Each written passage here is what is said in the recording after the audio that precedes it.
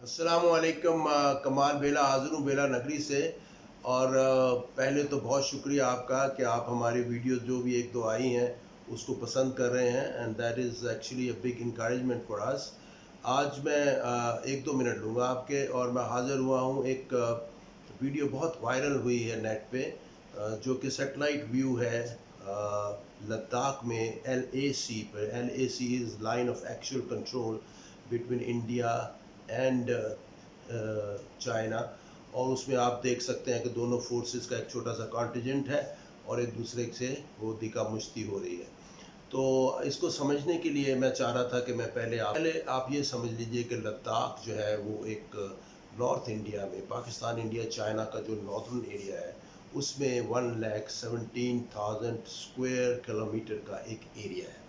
उसमें जो बहुत सा जो नीचे वाला साउदर्न पार्ट है वो बैरन सा है, उसमें माउंटेन्स हैं, और नॉर्दर्न पार्ट में फिर ग्रीनरी भी है और हाई माउंटेन्स है। हिमालयस की जो है वो फुटिंग है, ये उसके बेस में है हिमालयस के।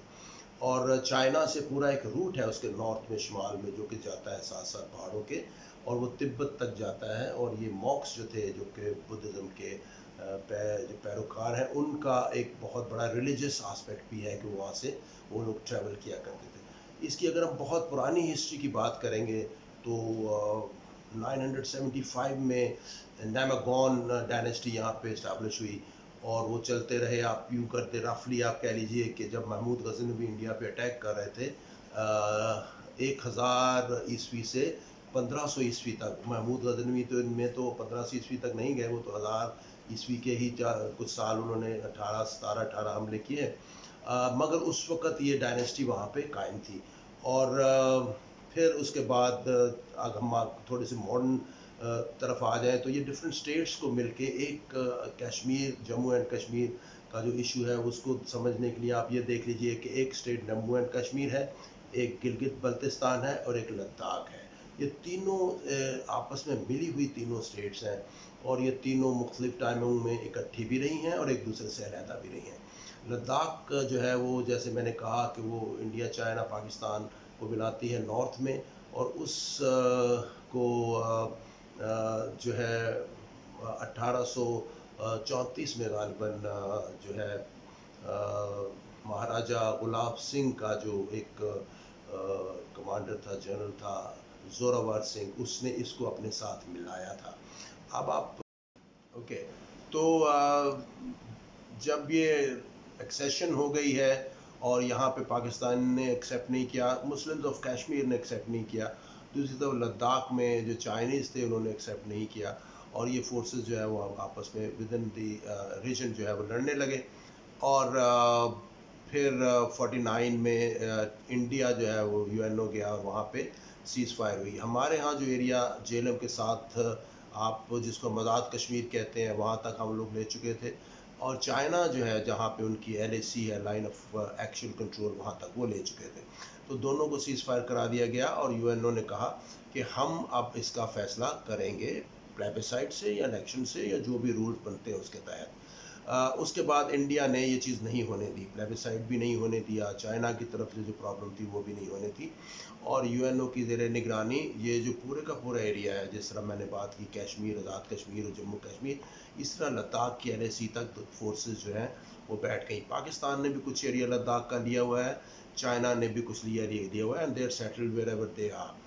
लद्दाख की खासतर बात हम करते हैं, पाकिस्तान और इंडिया में जो कुछ हुआ वो तो हम सब जानते ही हैं। हमने वॉर्स लड़ी, अब तक लड़ते हुए आ रहे हैं, इस वक्त भी इंडिया जो कर रहा है वो सारा कुछ हमारे सामने है। तो इनके बीच में चलता रहता था, इंडिया और चाइना के बीच में। मगर जो लोकल यूनिट्स हैं वो बैठ के उसको सॉर्ट आउट कर लेते थे और बाद में दोबारा बात ख़त्म हो जाती थी।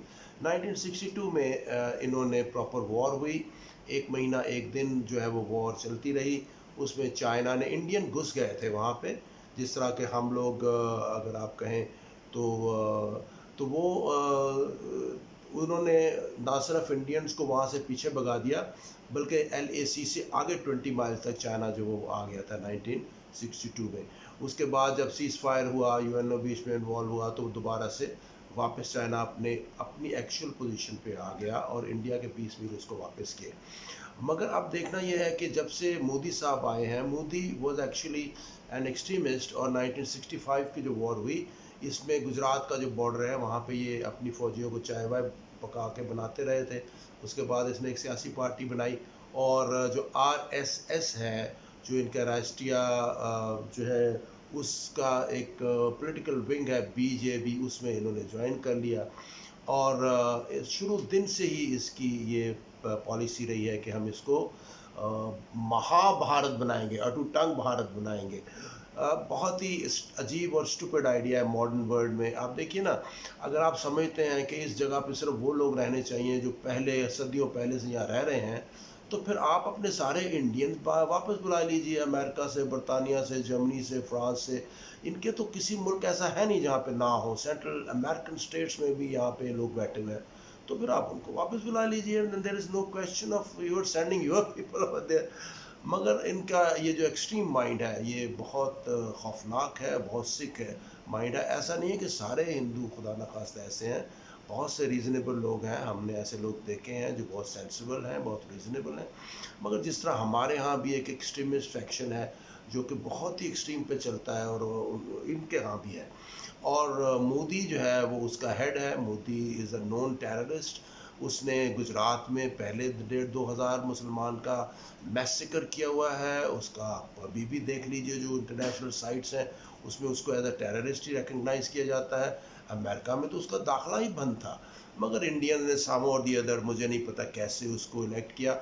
और पहले चूंकि उसको ओवरऑल मेजॉरिटी नहीं थी, तो इसलिए वो जो कॉन्स्टिट्यूशन का 370 एंड 35A है वो नहीं कर सका रिवोक। उसका एजेंडा यही था, मैनिफेस्टो यहाँ मंशूर यही था शुरू दिन से, कि जो ही मैं टेक ओवर करूँगा मैं इसको अटूटंग भारत बनाऊँगा।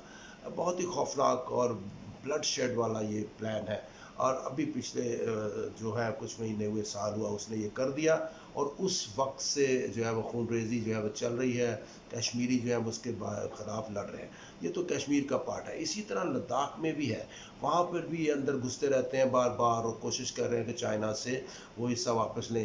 लेकिन वहाँ पे क्योंकि चाइना की चपेट बहुत ज़्यादा ज़ोरदार है, तो वहाँ पे ये जो है वापस आ जाते हैं। हमारे साथ इनके पंगे वो चल रहे हैं। और वो जो हिटलर की पॉलिसी थी, या जिस तरह के आप समझ लें कि रोहिंग्या के मुसलमानों के साथ हुआ, कि वहाँ पे उनको खौफनाक किस्म के इमेजेस दिखा के वहाँ पे उनको निकाल दिया गया।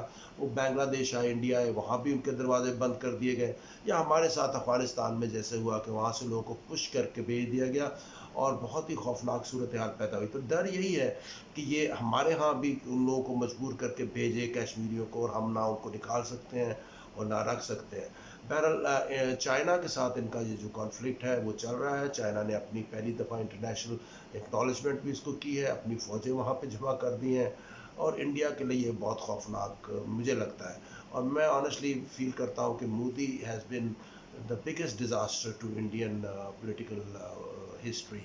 और एक्सट्रीमिस्ट का ज़माना नहीं है ये को एग्जिस्टिंग का दौर है। You have to live with each other, you have to differences रखें, आप अपने अपना स्टाइल भी रखें, अपना अकीदा भी रखें, अपनी ज़ुबान भी रखें, मगर you don't have to fight with each other. लोगों को आइडेंटिफाई करके आप उनको निकालते हैं तो आपको कौन रखेगा। तो मुझे ऐसे लगता है कि ये मोदी साहब जो है, इस तरह के सिक माइंड को जब कोई हुकूमत अपना हेड बनाती है, तो उसके कॉन्सिक्वेंसेस पूरी कौम को भुगतना पड़ते हैं, और इंडियन को भी भुगतना पड़ेंगे। Thank you very much and stay blessed, stay connected with us. Thank you.